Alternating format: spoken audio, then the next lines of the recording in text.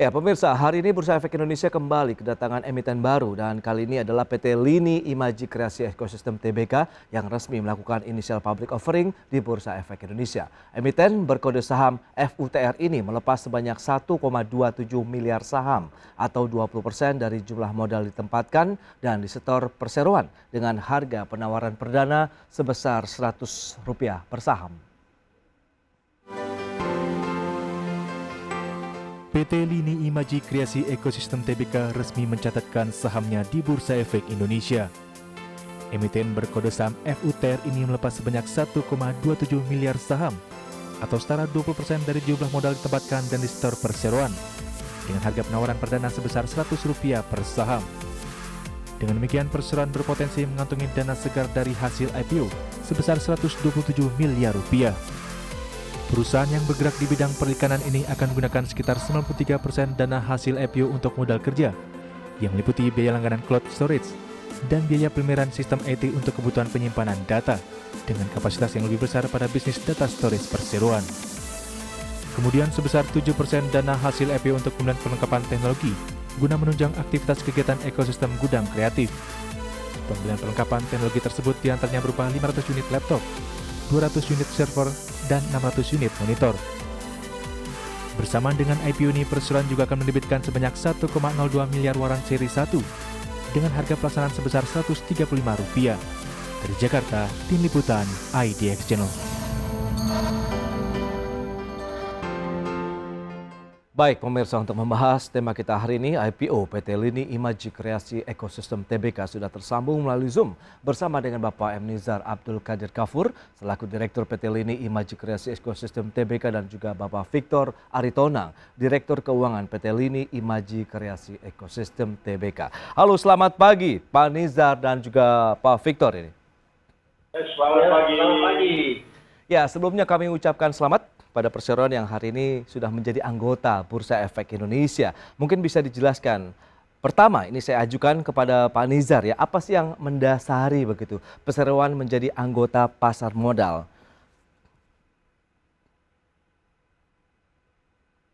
Halo, Pak Nizar? Yes, what underlies the company to become a member of the capital market?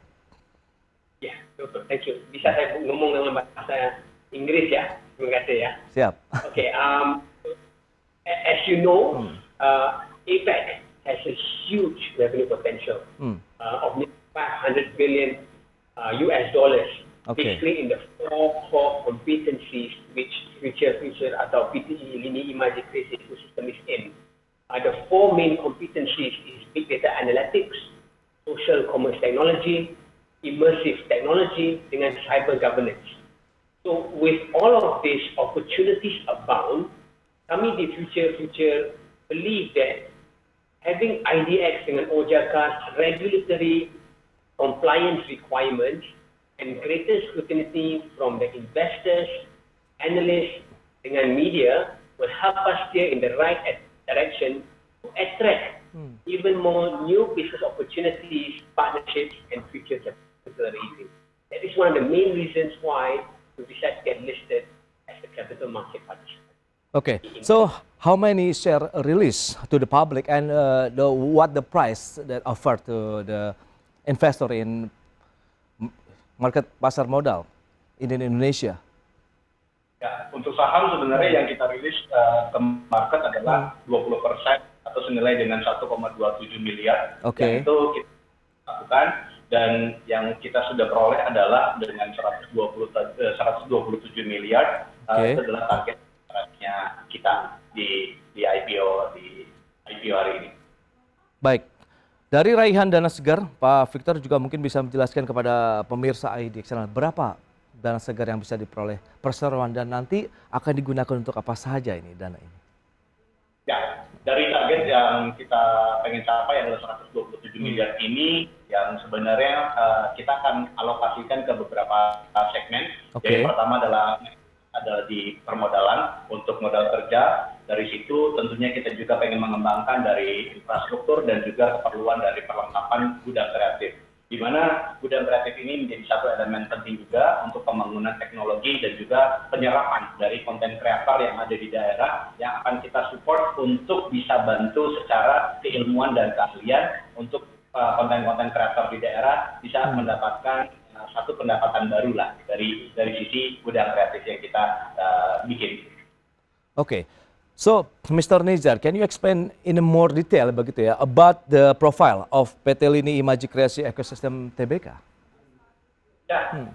So PT Lini atau Light basically an APAC-based technology company Okay. which helps local brands, global brands, MSMEs increase the revenue and profit. Yeah.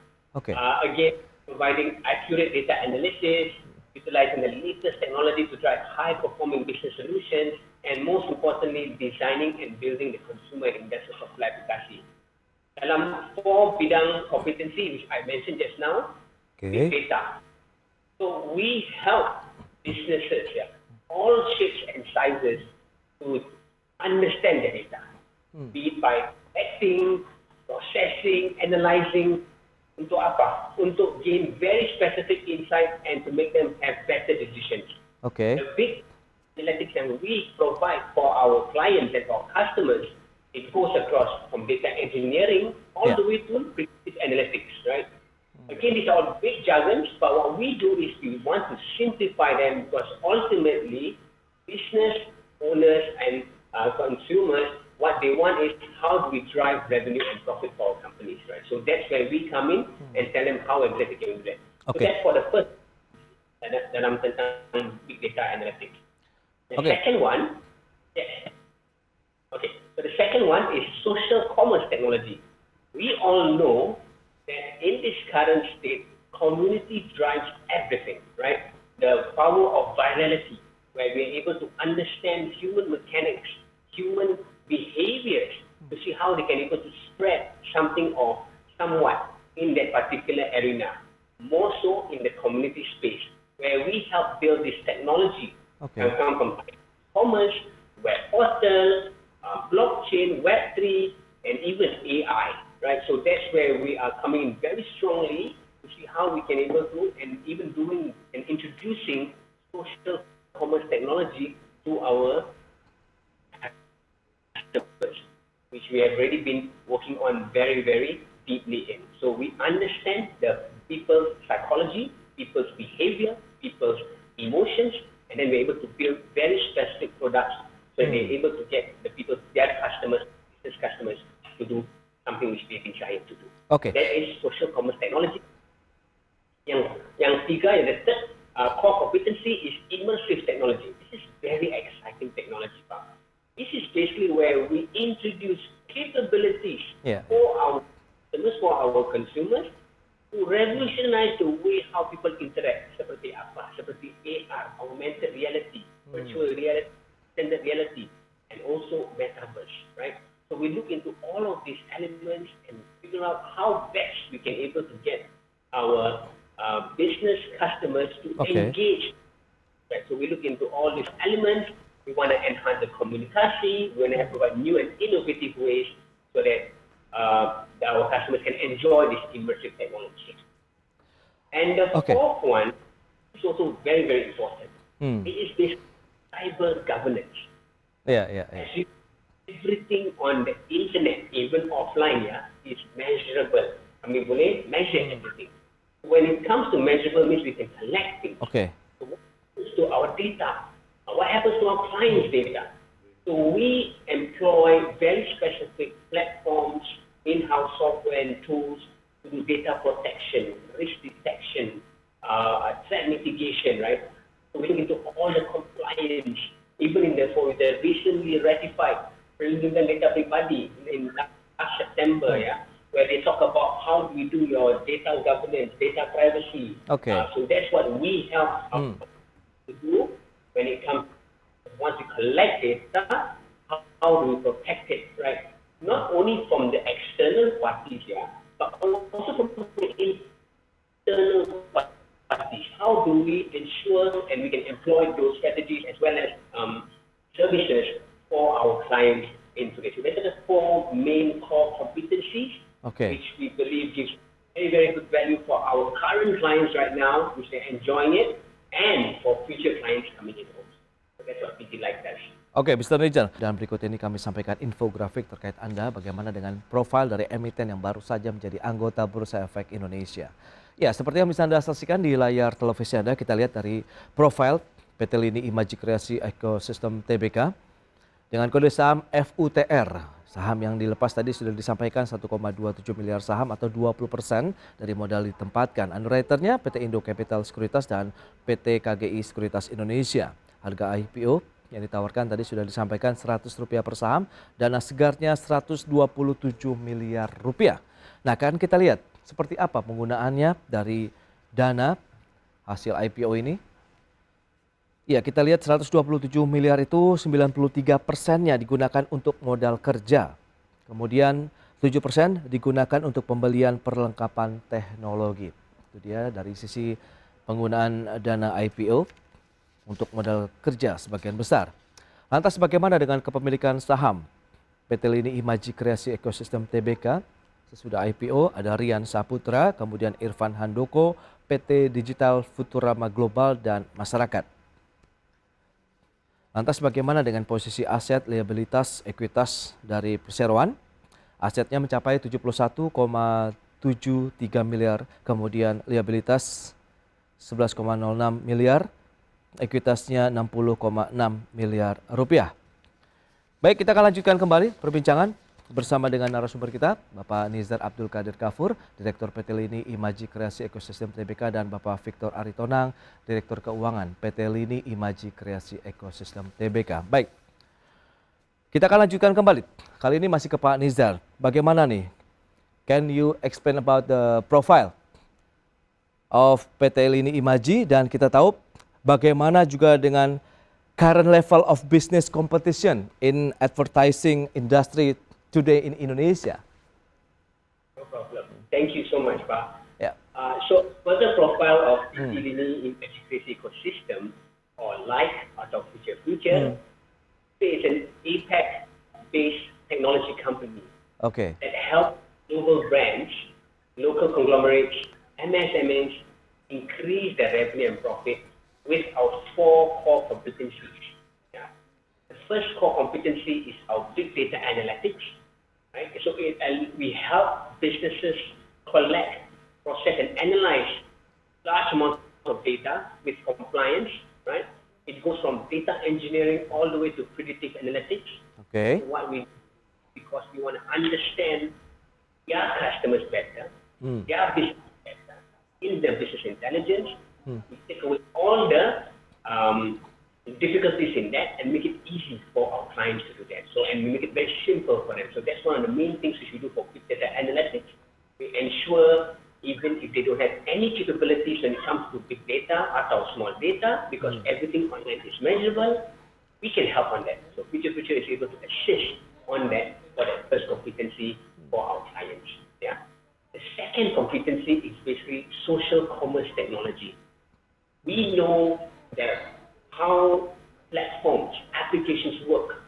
We need communities, we need users, we need user acquisition. Okay. We go about ensuring that happens for our clients, for our consumers. Right? We study human behavior, we study the emotions. We take all those, we distill it, and then we apply it to our applications and platforms and all the customized solutions for our customers using very specific social commerce factory and even artificial intelligence. That's number two for social commerce technology. Core competency number three is immersive technology. This is something very fascinating. This is a suite of capabilities we are introducing to Okay. our clients right now for augmented reality, understanding the behavior, and things we revolutionize this into their digital content. Right? So that's immersive technology. Last but not least is basically the cyber governance. So when people ask what exactly is that, it's basically to protect your data. When we are online, when we are on digital, even offline, we have all these beautiful apps, beautiful websites. Where are all this data being kept? Is it secured? Is the workflow process done? Has it been mandated by the Perlindungan Data Pribadi, which was recently ratified last year, September? When we come in, we help our clients to that. We satisfy all their requirements when it comes to cyber governance.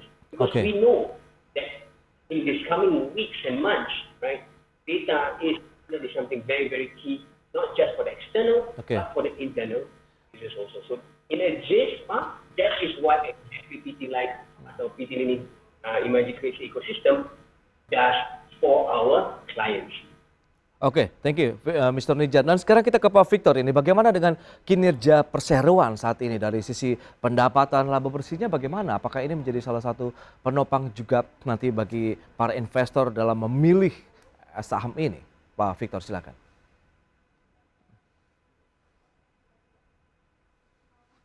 Halo? Ya. Suara jelas? Ya, agak sedikit terganggu tadi dari sinyal. Pak Victor mungkin bisa diulang jawabannya. Oke, tentunya kinerja dari perseroan kita lihat dari tahun 2021 kita mencatatkan pendapatan dari 881 juta. Oke. Lalu itu berbanding meningkat ke periode tahun 2022. Nah, kita kalau melihat dari perkembangan perseroan tentunya ini ada peningkatan drastis gitu ya.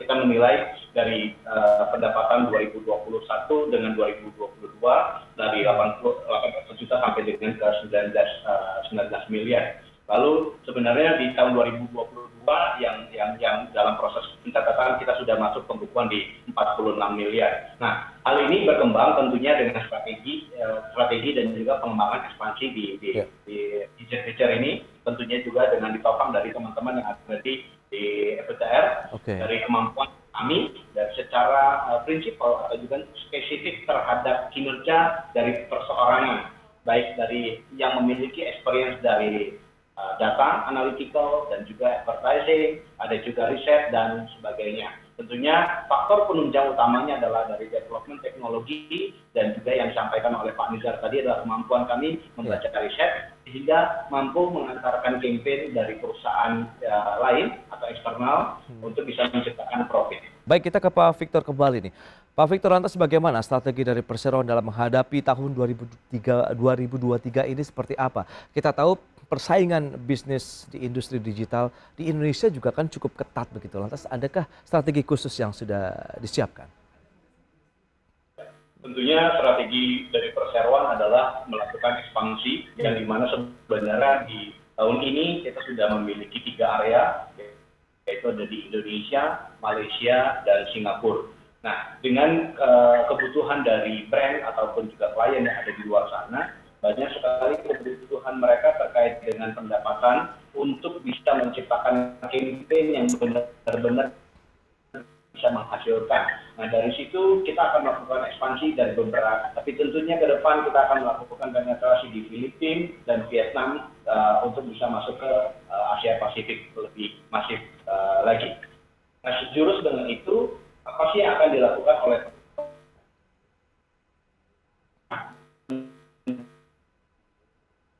Halo? fundamental dari teknologi berbentuk AR, AI, kemudian ya halo. Oke, Halo. Pak Victor silakan Suara dilanjutkan. bagus, kurang Iya. bagus. Iya, tadi sempat tersendat begitu. Pak Victor bisa dilanjutkan kembali? Ya, halo. Baik, pemirsa. Misalnya adalah kami akan membangun development dan teknologi terkait dengan teknologi, baik itu adalah membangun dari sisi AI, Yep. development program, dan tentunya nanti melakukan riset dan analisis untuk kebutuhan brand. Oke. Apakah suara saya lebih jelas, Pak? Baik, sudah cukup terdengar begitu Pak Victor. Jadi memang itu ya beberapa langkah dan strategi yang sudah disiapkan untuk menghadapi tahun 2023 ini. Tadi pengembangan pasar tidak hanya di dalam negeri tapi juga peers begitu ya, negara-negara ASEAN tadi juga akan disasar begitu untuk meningkatkan bagaimana brand kemudian keuntungan yang bisa didapatkan bagi konsumen. Nah, kembali ke Pak Nizar ini. What competitive advantage does the company offer to capital market investor in Indonesia, Mr. Neza? Sure. Good question, Pak. I think what future atau PT likes a level of competence and capabilities, in all the four key core competencies which I mentioned, is basically on par with our competitors. We have very experienced and business-savvy professionals, right, working with us, among us. At the same time, with the dynamism of the millennials, it becomes a great ecosystem where we're able to give up very, very good ideas and great campaigns, in fact, solutions for our clients, right? Okay. So in terms of business competition, I think we are pretty up there.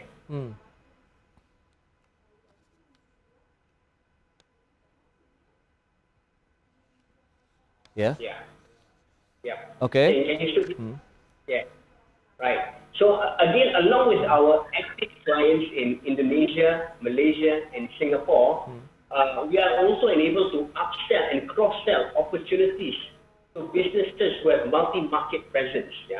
And we can leverage on our shared resources again to boost the productivity and efficiency, hence resulting in more value for our clients and what separates us among the competitors also. So it's a mix of technology, human capital, our processes, and where we want to guide our main motive of business directions would be, right? So even if we look at how the competitors' landscape is, we are very, very confident that we can be able to push through based on our current strategies and our management strategies, as what Pak Victor has mentioned also. Lanjutkan sedikit, Pak. Jadi Ya, silakan. kemungkinan bersyukurnya kami adalah dipertemukan dengan berbagai macam tim ataupun orang-orang yang ada di feature-feature ini adalah dengan kemampuan dan keahliannya di bidang masing-masing. Oke. Tentunya ini adalah kekayaan dari skills yang akan membantu perseroan untuk bisa mengejar pasar yang ada di Asia Pasifik dengan memiliki keahlian dari bidang sains, data, teknologi, kreatif, dan juga mengolah informasi untuk bisa menciptakan solusi yang dibutuhkan oleh para brand ataupun para klien kita. Yang kedua adalah karena kami memiliki strategi partner yang ada di Asia Pasifik tadi, tentunya memudahkan untuk melakukan ekspansi keluar. Baik itu yang tadi saya sampaikan adalah untuk ke negara yang berikutnya adalah Vietnam dan Filipina, dan tentunya ini adalah akan memperkaya kehidupan baru buat teman-teman yang ada di luar sana untuk bergabung menjadi partner-partner dan mitra-mitra dari FUTR. Oke, itu dia strategi di tahun 2023 dan optimisme nampaknya sudah cukup kuat begitu ya, dengan bagaimana kita berlandaskan teknologi bisa memajukan juga banyak mitra begitu kalau Anda katakan ya tadi Pak Victor ya. Baik, Pak Nizar dan juga Pak Victor, terima kasih banyak atas waktu dan sharing Anda berikan juga kepada pemirsa IDX Channel. Selamat melanjutkan aktivitas Anda kembali dan salam sehat. Thank you. Terima kasih. Thank you.